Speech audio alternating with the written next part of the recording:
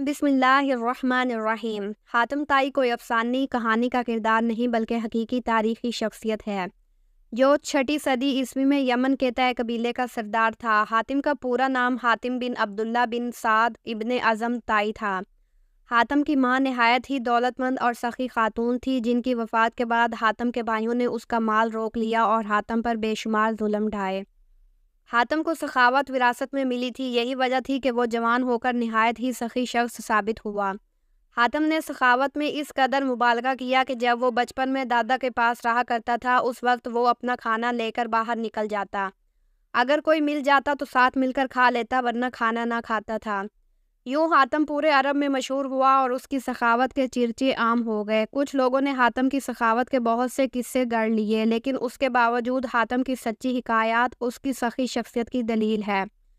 अरब में जबल समरा की चोटी पर वाक़या एक मकाम था जहां हातिम रात के वक्त आग जलाया करता था ताकि इलाके से गुजरने वालों को ये रास्ते की रहनुमाई हासिल हो सके। इस मकाम को आज हातिम ताई का आतिशदान कहते हैं। ये इलाका आज भी आसार कदीमा की हैसियत रखता है। इब्ने अराबी के मुताबिक हातिम हर मैदान में कामयाब था, खा वो जंग हो, मुकाबला हो, खेल हो या सखावत हो।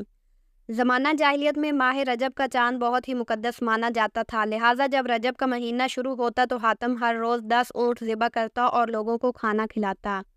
यूँ तो हातिम की सखावत और फ़राख दिली के किस्से बहुत सारे हैं, लेकिन चंद एक जो बहुत ही मशहूर हैं कि रूम के बादशाह कैसर के दरबार में एक दिन हातिम ताई की सखावत का तज़किरा हुआ।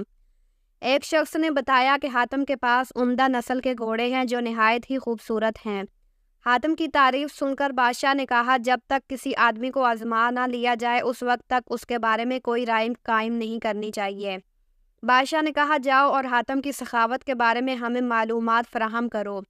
उससे कोई ऐसी चीज़ तलब करो जो उसकी नज़र में बहुत ज़्यादा कीमती है। दरबारी ने कहा कि हातिम के लिए सबसे ज़्यादा अजीज़ और कीमती उसका तेज़ रफ्तार घोड़ा है। लिहाजा बादशाह ने यह हुक्म दिया कि हातिम से उसका घोड़ा मांगो और मेरे पास लेकर आओ। लिहाजा वज़ीर के दरबारी कई मंजिलें तय करते हुए रात के वक्त हातिम ताई के घर पहुँचे। जब वो वहां पहुंचे तो मूसलाधार बारिश हो रही थी। ऐसे ख़राब मौसम में घर से निकलना नहायत ही मुश्किल था। लिहाजा मेहमानों के खाने का इंतज़ाम करने के लिए हातिम ने अपने घोड़े को ही ज़िबा कर दिया और दस्तरखान पर लजीज भुना हुआ गोश्त पेश किया।